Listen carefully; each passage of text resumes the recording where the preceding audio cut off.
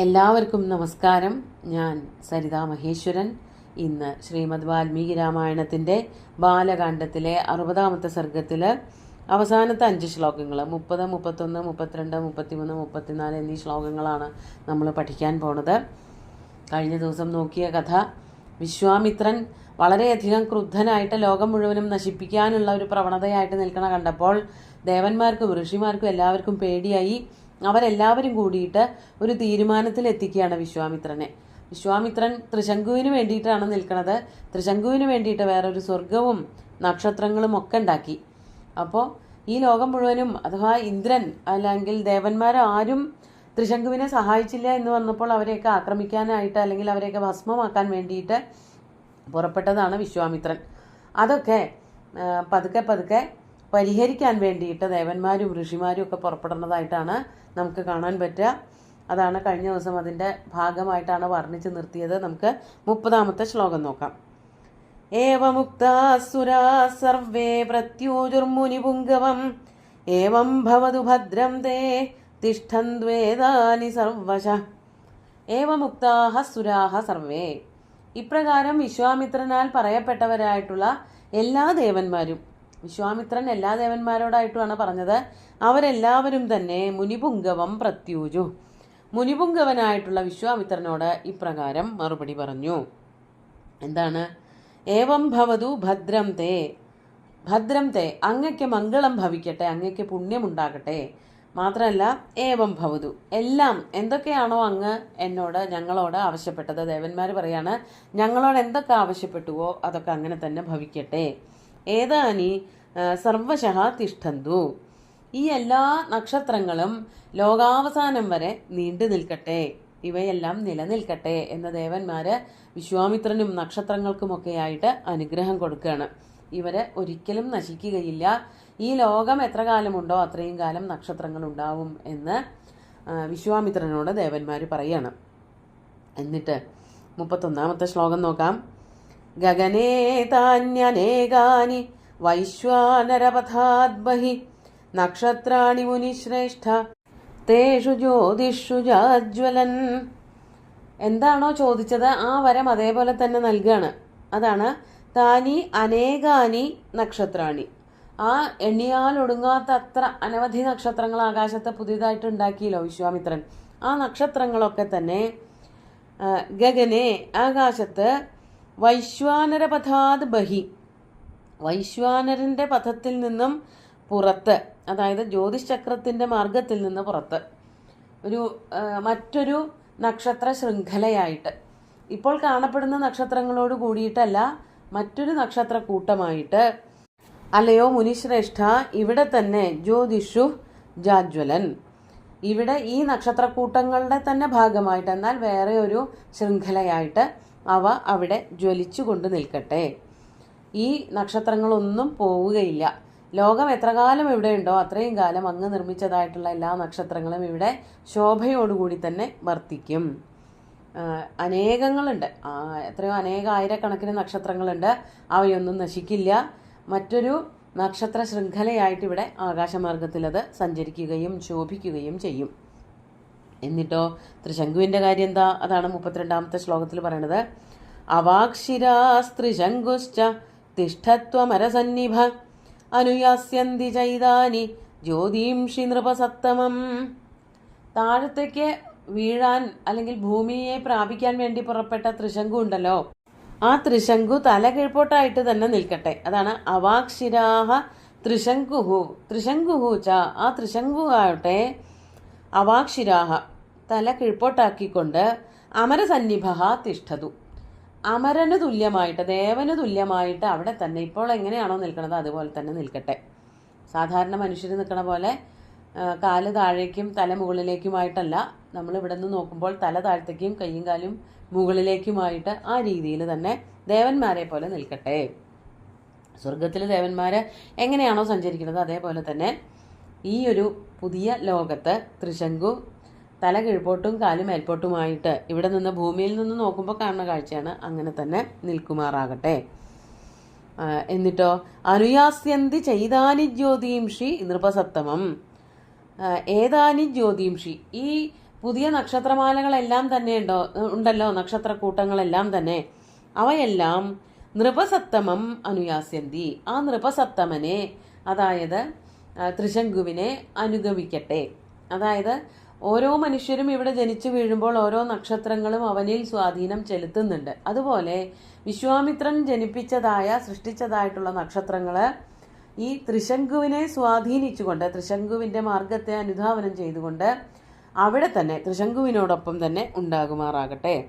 ഇങ്ങനെയൊക്കെ പറഞ്ഞുകൊണ്ട് ധർമാത്മാവായിട്ടുള്ള വിശ്വാമിത്രനെ സകല ദേവന്മാരും ഋഷിമാരും ഒക്കെ സ്തുതിക്കുകയാണ് ചെയ്തത്. അദ്ദേഹം ഒന്ന് തണുക്കാൻ വേണ്ടിയിട്ട്. ദേഷ്യം വന്ന് പല പല കാര്യങ്ങളായി ചെയ്തുകൊണ്ടിരിക്കുന്നു.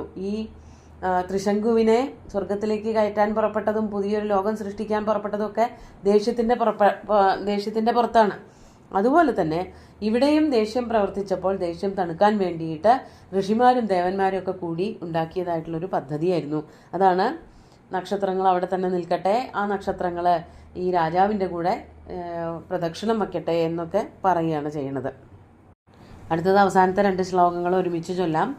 കൃതാർത്ഥം കീർത്തിമന്തം ച സ്വർഗലോകഗതം യഥാ വിശ്വാമിത്രസ്തു ധർമാത്മാ സർവദേവൈരഭിഷ്ടുത ഋഷിമധ്യേ മഹാതേജ ബാഢമിത്യേവ ദേവതാഃ തതോ ദേവാ മഹാത്മാനോ ഋഷയശ്ച തപോധനാഃ ജഗ്മുർയഥാഗതം സർവേ യജ്ഞസ്യാന്തേ നരോത്തമ. എന്നിട്ട് കൃതാർത്ഥം കീർത്തിമന്തം സ്വർഗലോകഗതം നൃപസത്തമം, അങ്ങനെയൊക്കെയുള്ളതായിട്ടുള്ള രാജാവിനെ ഈ നക്ഷത്രങ്ങളെ ജ്യോതിംഷി അനുയാസ്യന്തി, അത് അടുത്ത ശ്ലോകത്തോടു കൂടി ചേർന്ന് നിൽക്കണ വരിയാണ്. കൃതാർത്ഥനായ കീർത്തിമാനായിട്ടുള്ള സ്വർഗലോകത്തേക്ക് സഞ്ചരിച്ചവനായിട്ടുള്ള ആ ത്രിശങ്കു മഹർഷിയെ ഈ നക്ഷത്രങ്ങളൊക്കെ അനുധാവനം ചെയ്യട്ടെ. അനുയാസ്യന്തി, എന്തായാലും അദ്ദേഹത്തോടൊപ്പം സഞ്ചരിക്കുന്നതായിരിക്കും എന്ന് അവിടെ വച്ച ദേവതകൾ അനുഗ്രഹം കൊടുക്കുകയാണ്. എന്നിട്ടോ വിശ്വാമിത്രന് വളരെയധികം സന്തോഷമായി. ധർമാത്മാവും സർവ്വദേവന്മാരാലും സ്തുതിക്കപ്പെട്ടവനുമായിട്ടുള്ള വിശ്വാമിത്രൻ അങ്ങനെ തന്നെ ആവട്ടെ, അതായത് ദേവതകളുടെ അനുഗ്രഹത്തെ വളരെ വിനീതനായിട്ട് വളരെ സന്തോഷത്തോടു കൂടി സ്വീകരിക്കുകയാണ്.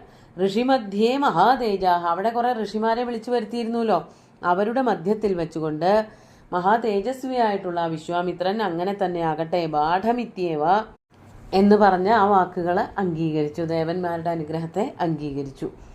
എല്ലാ ഋഷിമാരും കേൾക്കെയാണ് അതൊക്കെ പറഞ്ഞത്. അതിൻ്റെ സന്തോഷം വിശ്വാമിത്രനും ഉണ്ടായിരുന്നു. അതിനുശേഷം തതഃ ദേവാഹ മഹാത്മാനോ ഋഷയശ്ച തപോധനാഹ, മഹാത്മാക്കളായിട്ടുള്ള ഋഷിമാരെ, തപോധനന്മാരെ, ദേവന്മാരെ എല്ലാവരും തന്നെ എവിടെ നിന്നാണോ വന്നത് അവിടേക്ക് തന്നെ തിരിച്ചുപോയി. യാഗമൊക്കെ തീർന്നുല്ലോ. ത്രിശങ്കുവിന് സ്വർഗം നൽകണമെന്ന് പറഞ്ഞിട്ട് മറ്റൊരു ലോകത്തേക്കാണ് ത്രിശങ്കുവിനെ പറഞ്ഞയച്ചത്. എല്ലാം പറഞ്ഞതുപോലെ തന്നെ നടന്നു. യഥാഗതം സർവേ യജ്ഞസ്യ അന്തേ, യജ്ഞത്തിൻ്റെ അവസാനത്തിൽ സർവേ, അതായത് ദേവന്മാരാകട്ടെ ഋഷിമാരാകട്ടെ എല്ലാവരും തന്നെ യഥാഗതം ജഗ്മുഹു, അല്ലയോ മഹാരാജാവേ ശ്രീരാമ, എവിടെ നിന്നാണോ എല്ലാവരും വന്നത് അതത് ദേശങ്ങളിലേക്ക് അവർ തിരിച്ചു പോവുകയും ചെയ്തു എന്നർത്ഥം. ഇപ്പോൾ സംഭവിച്ചത് എന്താണ്? ത്രിശങ്കുവിന് ശരീരത്തോടു കൂടി സ്വർഗത്തിലേക്ക് പോകണമെന്ന് തോന്നി. ത്രിശങ്കുവിന് പോവാൻ പറ്റിയില്ല. പക്ഷേ ത്രിശങ്കുവിന് വേണ്ടിയിട്ട് മറ്റൊരു സ്വർഗലോകം വിശ്വാമിത്രൻ നൽകുകയും ചെയ്തു. നക്ഷത്രങ്ങളെ നൽകി അവരോടൊപ്പം ത്രിശങ്കുവിനവിടെ താമസിക്കാമെന്ന് പറഞ്ഞു. ഇങ്ങനെ ഇതൊക്കെ കഴിഞ്ഞിട്ട് വേണ്ട പോലെ യാഗത്തിൻ്റെ ക്രിയാഭാഗങ്ങളെല്ലാം അവസാനിച്ചപ്പോൾ എല്ലാവരും അവരവരുടെ സ്ഥലങ്ങളിലേക്ക് മടങ്ങിപ്പോയി എന്നാണ് പറയണത്. അങ്ങനെ ത്രിശങ്കുവിന് പുതിയൊരു ലോകം തന്നെ വിശ്വാമിത്രൻ സൃഷ്ടിച്ചു കൊടുത്തു എന്നർത്ഥം. ഇവിടെ പറയുന്നുണ്ട്, ശാസ്ത്രീയമായിട്ട് ഇന്നത്തെ കാലത്ത് ത്രിശങ്കുവിന് വേണ്ടിയിട്ട് വേറൊരു ലോകം സൃഷ്ടിച്ചു എന്നൊക്കെ പറയുമ്പോൾ എന്തായിരിക്കും എന്നുള്ള ജിജ്ഞാസയിൽ നിന്ന് കുറേ ശാസ്ത്രീയമായിട്ടുള്ള കാര്യങ്ങൾ മനസ്സിലാക്കിയിട്ടുള്ളത് ഇവിടെ സൂചിപ്പിച്ചിരിക്കുകയാണ്. ആകാശത്തിൻ്റെ ദക്ഷിണാർദ്ധത്തിൽ അനിഴം നക്ഷത്രങ്ങൾക്ക് തെക്കു പടിഞ്ഞാറായി 4 നക്ഷത്രങ്ങളും അതിനു മുകളിലുള്ള അകന്നു വർത്തിക്കുന്ന 2 നക്ഷത്രങ്ങളും കൂടി 6 നക്ഷത്രങ്ങളെ കാണാം. ആ 6 നക്ഷത്രങ്ങൾ കണ്ടാൽ ഒരാൾ കാല് പരത്തി തല താഴത്തേക്കാക്കി നിൽക്കുന്നത് പോലെയാണെന്നാണ് സങ്കല്പം. അതാണത്രേ ത്രിശങ്കുവായിട്ട് പറയണത്. അത് ധ്രുവ നക്ഷത്രത്തിനെ അല്ലെങ്കിൽ ദിക്കുകൾ കണക്കാക്കാൻ വേണ്ടിയിട്ട് ഉപയോഗിക്കുന്നുണ്ട് എന്നുള്ളത് കൊണ്ട് അവയ്ക്ക് ശംഖു എന്നും ത്രിശങ്കു എന്നൊക്കെയുള്ള പേര് വന്നതാണ് എന്ന് ജ്യോതിശാസ്ത്രജ്ഞന്മാർ പറയുന്നുണ്ട്. ഇനി ഇതിൻ്റെയൊക്കെ കുറച്ചും കൂടിയും അകന്നിട്ട് നോക്കുമ്പോൾ അവിടെ വളരെ പ്രഭയുള്ളതായിട്ടുള്ളൊരു നക്ഷത്രമുണ്ട്. ആ നക്ഷത്രത്തിന് സെൻറ്റോറസ് എന്നാണ് പേര് പറഞ്ഞിരിക്കുന്നത് പുതിയ കാലത്ത്. അതാണ് വിശ്വാമിത്രൻ എന്നും, വിശ്വാമിത്രൻ വടക്കേ അർദ്ധഗോളത്തിലെ വലിയ കരടി, അതായത് ഗ്രേറ്റ് ബെയർ, അങ്ങനെയുള്ളൊരു നക്ഷത്ര സമൂഹത്തിൻ്റെ അതൊരു നക്ഷത്രമണ്ഡലമാണ്. അവിടെയാണ് വിശ്വാമിത്രൻ്റെ വടക്ക് ദിക്കിലെ തപക്കേന്ദ്രം എന്നാണ്, തപസ്ഥാനം എന്നാണ് പറയപ്പെടുന്നത്. അതിന് സപ്തർഷികൾ, അതാണ് ഗ്രേറ്റ് ബെയർ. അതുപോലെ തന്നെ സ്മോൾ ബെയറും ഉണ്ട്, സപ്തർഷികൾ. അത് 7 നക്ഷത്രങ്ങൾ നിൽക്കുന്നതാണ്. ആ വലിയ ഗ്രേറ്റ് ബെയറിലാണ് വിശ്വാമിത്രൻ്റെ തപസ്ഥാനം വടക്കേ അർദ്ധഗോളത്തിൽ എന്നൊക്കെ പുതിയ ശാസ്ത്രജ്ഞന്മാർ കണ്ടുപിടിച്ചിട്ടുണ്ട്. ഏതായാലും നക്ഷത്രങ്ങളായാലും ആൾക്കാരായാലും അന്നത്തെ കാലത്ത് എന്തെല്ലാം സംഭവങ്ങളാണ്, എന്തൊക്കെ കഥകളാണ്, എന്തൊക്കെ മിത്തുകളാണ് ഇവിടെ നടന്നിരുന്നത് എന്നുള്ളത് വളരെ അത്ഭുതകരമായിട്ടുള്ള കാര്യങ്ങളാണ്. നമുക്ക് ഇന്നത്തെ ശ്ലോകങ്ങൾ ഒന്നുകൂടി ചൊല്ലി നോക്കാം.